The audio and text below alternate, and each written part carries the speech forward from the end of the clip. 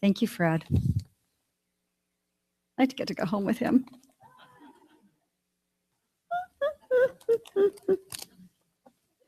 Yeah, you do too.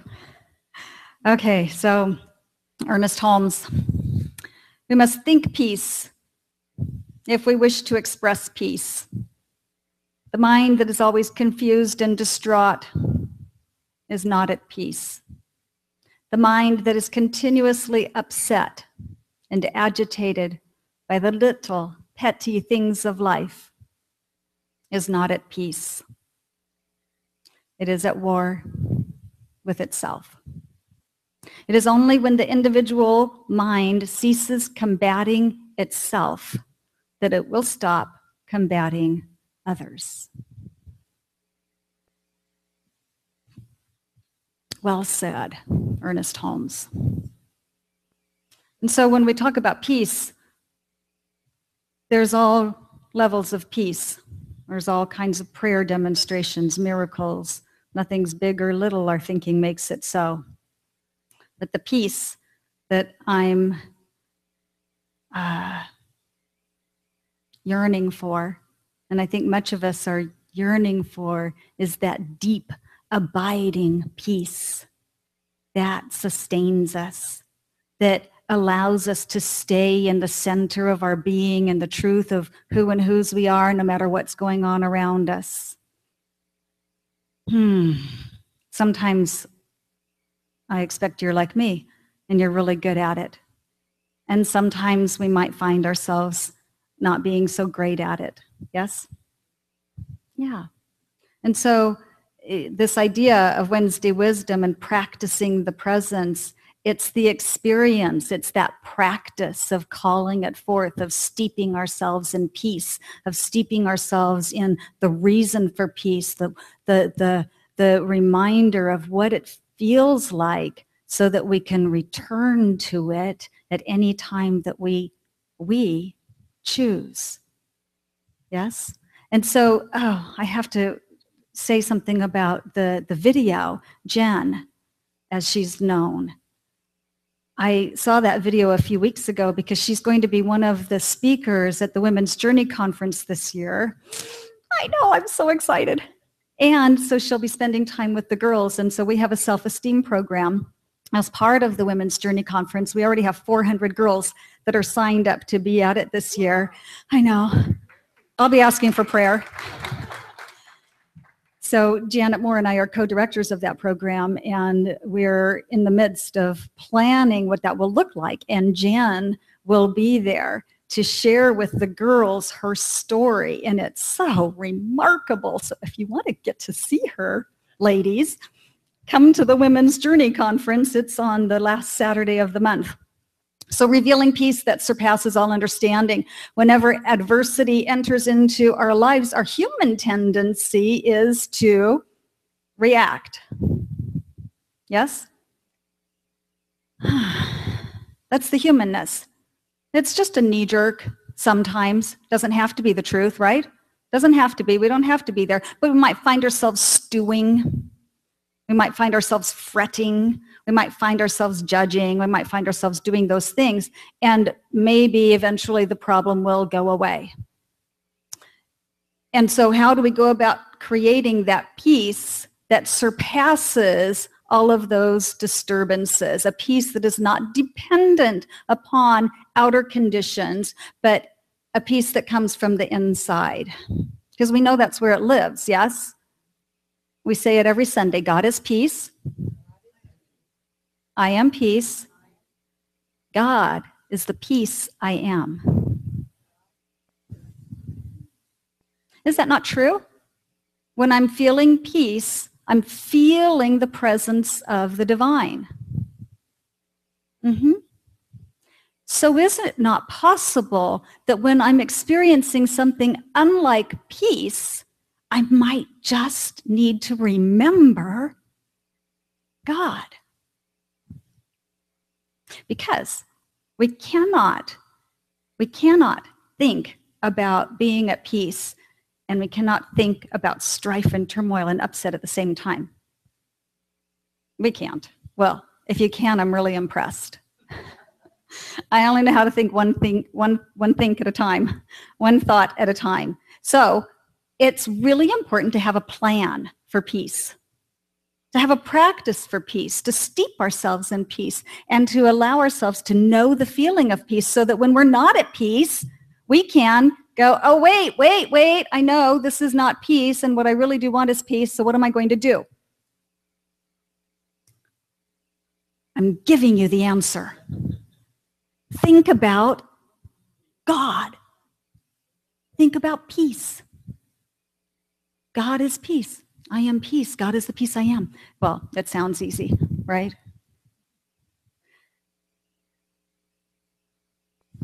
I have some tips, and they're really great.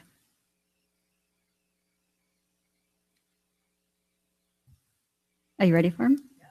Is the anticipation building? Yeah. So the key is to have a plan ready, because have you noticed life does happen? Things do happen. Situations occur, and we can find our peace a little bit disturbed, sometimes a lot disturbed. So it's up to us to create our plan. So we have our reading readily available. You'll each get one.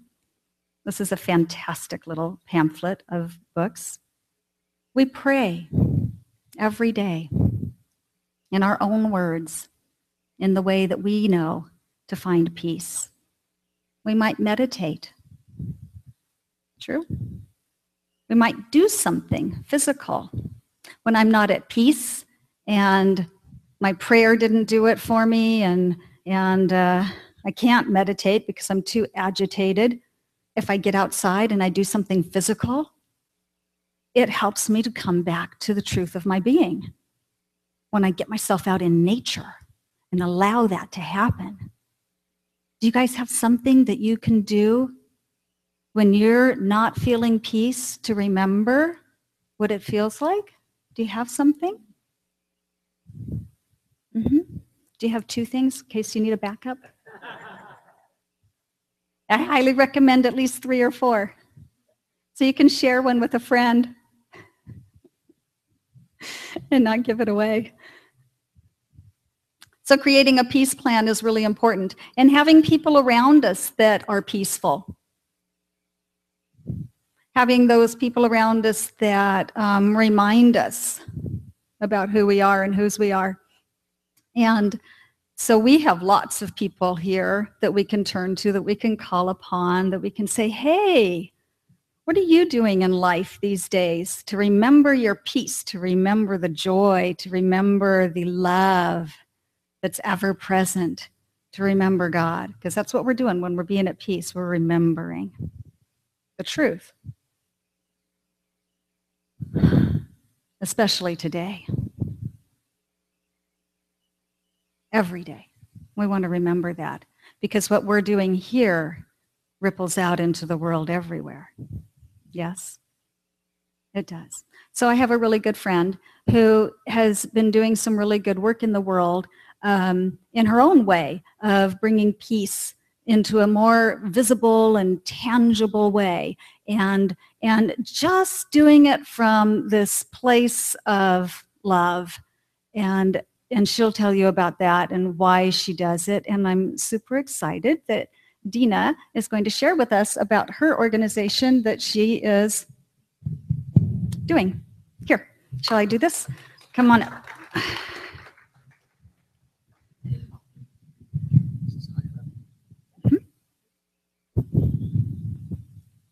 Oh, maybe if I just do that.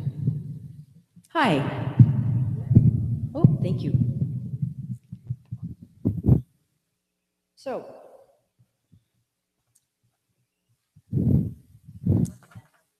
no thanks. I like having my hands free. Okay. Oh, that's better, right? Okay. Hi. In February 2001, my husband Lee and I attended a conference in Long Beach with over 1,000 people for what was titled the first annual gathering of the United Church of Religious Science, later became known as Centers for Spiritual Living. It was designed to bring together leaders from all spiritual centers. We joined in meetings for 3 days to create the groundwork for unity and peace among different communities of the world. The conference organizers called this concept of unification Global Heart Awareness. A new process at the time, called visioning, was facilitated by Reverend Dr. John Waterhouse.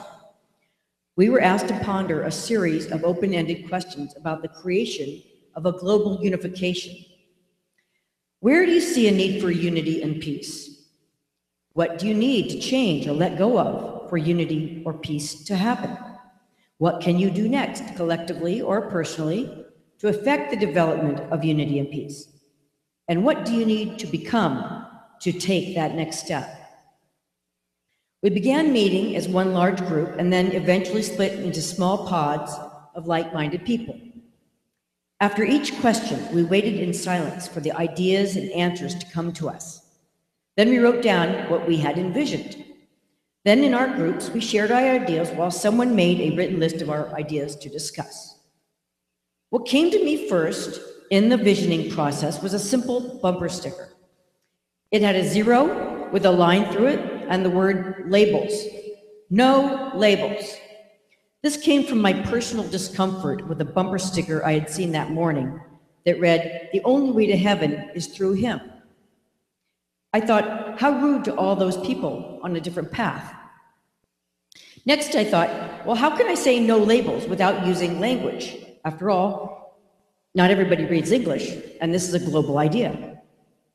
The answer I got was a heart around a globe with the numeral 1 through it, a symbol that in every language would mean we are united as one human family. Sharing this universal symbol would surely bring the world together. A bumper sticker to end all divisive bumper stickers. My symbol had no English language to understand, no politics or position about doing or not doing anything, no religious identification, and no geographical borders. A bumper sticker to end all divisive bumper stickers. I drew a picture of my symbol in my notebook. It's about what it looked like.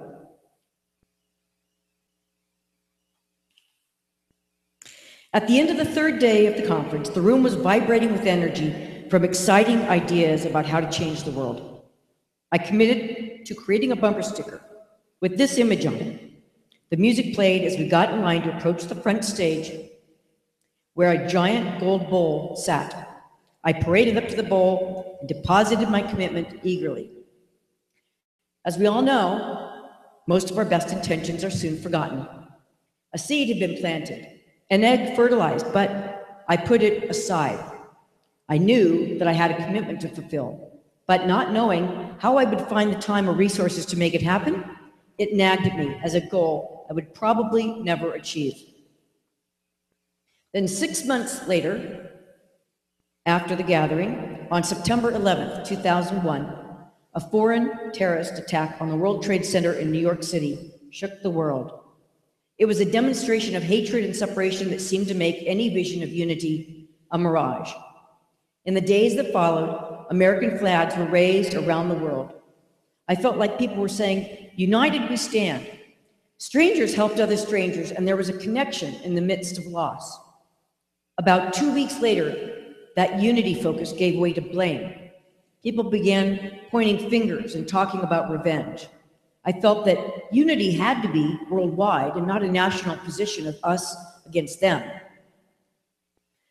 There were people from over 20 countries killed in 9/11. This was a global cry for unity. I searched my file for conference notes and found my little drawing. I took it to my graphic artist friend, our own Lisa Spinelli, who found the perfect universal images. A local pin company I knew, Emblematics, helped me further design the image into a lapel pin. In November, the first order of pins arrived, like my baby, born 9 months after conception.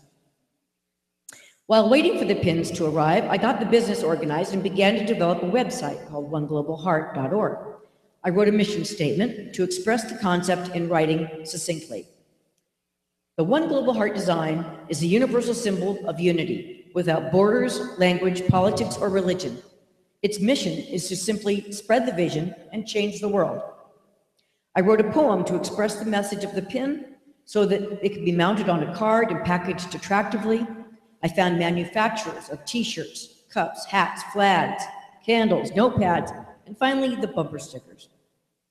Next, I sent 1,000 Global Heart pins to UCRS spiritual leaders around the world, many of whom had attended the gathering, and another 200 to my Christmas card list in December.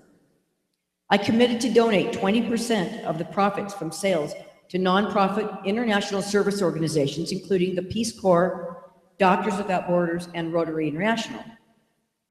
In January, my musician friends, Ralph and Barbara Tancredi, told me they had written music to my poem. They offered to record the song in a studio and create a CD. At the second annual gathering of religious science, one minister asked to take 200 pins to Russia to start a unity movement there. So over the years, Lee and I have traveled the world, sharing the vision and pins on our global pinistry. We have given them to many politicians and spiritual leaders and thousands of people in a dozen countries where it brought smiles of peace and unity in the midst of everything. Tonight, I am sharing the One Global Heart vision with you. I invite you to simply wear the pin to spread the vision of peace and unity in the midst.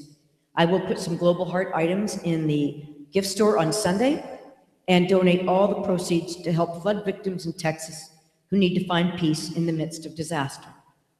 Now, please enjoy the song as Lee and I pass around your pins. Thank you.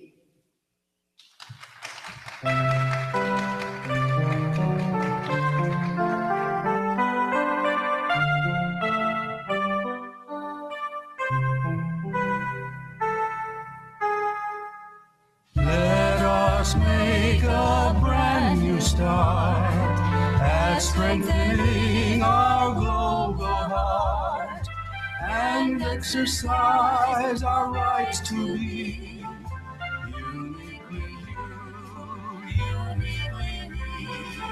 Let's hold the vision in our sight, loving beacons of the light, keeping just one thought in mind, that we can love all humankind. We are a global family. We recognize our unity. It's time for each to do their part, developing our global heart. Use this symbol to show you care. Make it part of what you wear. Share it, wave it, and soon we'll see a global heart reality.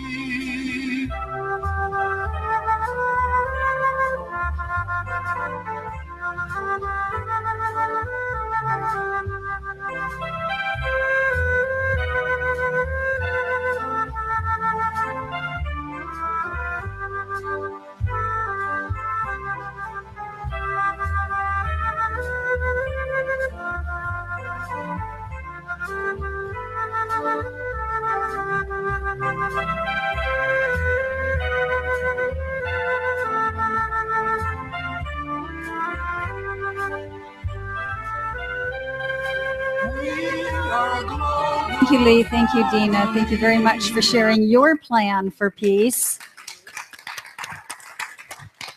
It's so powerful to have a plan for peace, to have that we can return to, that thing that inspires us. So that's a really big plan. That's really magnificent. And all of our plans can be whatever they are. You know, we just find what's here, that which speaks to us, that which reminds us about our commitment to peace. And then we use that. So Ernest Holmes, again, if we find ourselves surrounded by confusion, we should meditate on peace until we feel a sense of peace. And that quote is what Centers for Spiritual Living picked up when we formed the Peace Initiative last year, 2 years ago now. 2 years ago. It's called the Heart of Peace. And our purpose, I'm on the committee, our purpose is to promote groups of people praying for peace, gathering for peace together, meditating for peace. Because when we meditate by ourselves, we create an energy within ourselves. When we meditate with others or practice our spiritual practices with others, we create a field. You've noticed the difference, yes? When you're by yourself, it's quite yummy and wonderful and not to be not done. But when we share that experience, there's something powerful that happens. Have you felt that? We do. We feel it on Sundays, and I know there's other places that we feel that. And so that was what prompted our group to create an initiative within our organization. So that was just a little bit of background about my involvement with peace and my personal commitment to it and to bringing it to our centers and to bringing it to our center here. And then in Unity, as Reverend Judy showed you, there's this Peace in the Midst pamphlet. This is a part of the Unity's Global Day for Peace, which is next Thursday. Yes. It's really exciting. So it's the Global Day for Prayer, and the topic is peace. And the topic is peace in the midst. And you'll each get one of these little prayer books that's got a prayer from New Thought, from Unity, the Baha'i, Buddhism, the Catholic, Christian, Hinduism, Islam, Judaism, Pagan, New Thought, Agape, Sufi, Sikh, Native American, and the Centers for Spiritual Living. And then what I'll offer to you, it's not in here, and there's not even a blank page for it, but in your own journal, write your own prayer for peace. These are inspirational, and they're great, and they're wonderful, and each of us has a prayer for peace within us. Each of us has that because we live in the midst of peace. It's everywhere around us. It's simply awaiting our recognition of it. Because peace is God, the divine, the infinite. And so it really is right here, right where we are. It really is right here within each and every one of us. And we really are the portals through which peace is made known. And we're each doing it perfectly by showing up, by smiling, by coming together, by sharing a global heart. And each one of us has the opportunity to remember that in the face of it. You know, the little I. Not the capital I, the little I. So I'm going to invite us to have a few moments of peace. I'm going to read a prayer by Ernest Holmes. It's a prayer for peace of mind. And then, Gina, if you'll watch the clock for us so I don't have to, and ring our bell, we'll take 5 minutes. 5 minutes of being in the midst of peace together. So just allow yourselves to be comfy. Let your bodies be peaceful.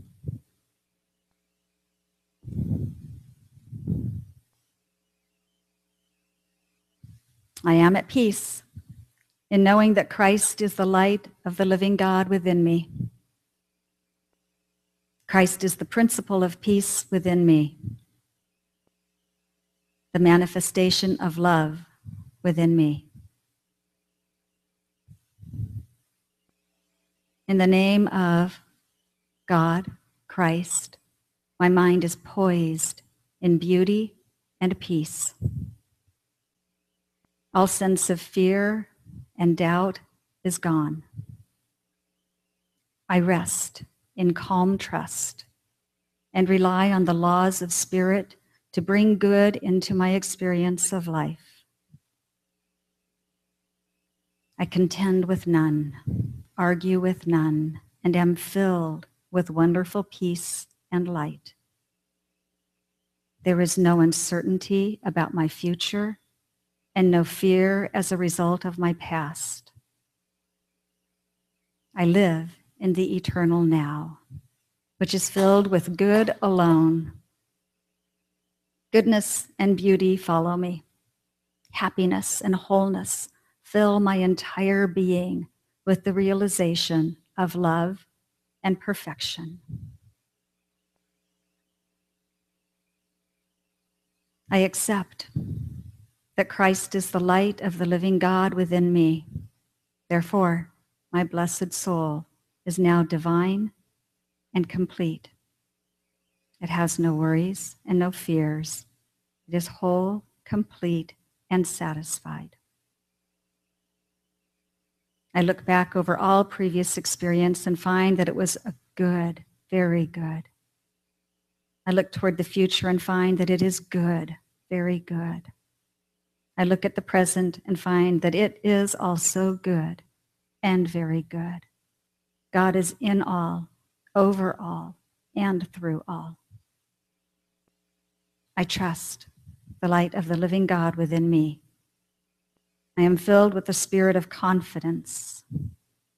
I am poised in love and reason. I am blessed by the perfect laws of truth and the complete presence of beauty. I am now made whole by the light of the living God within me.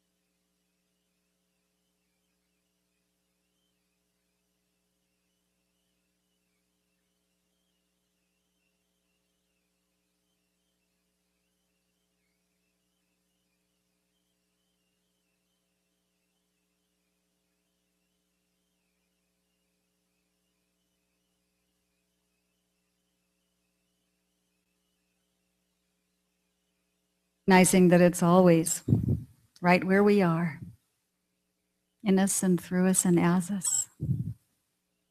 That peace begins within each one. We call it forth. We invite it in to our lives, to our expression, to our experience. We allow peace to live within us. Our center will be open all day on Thursday, the sanctuary, in honor of Unity's World Day of Prayer, Peace in the Midst. So we'll be practicing peace right here for anyone who wants to come and be part of it. And so we'll have one of these for everyone this evening. So our affirmation, God is peace. I am peace. God is the peace I am. And so it is. All right.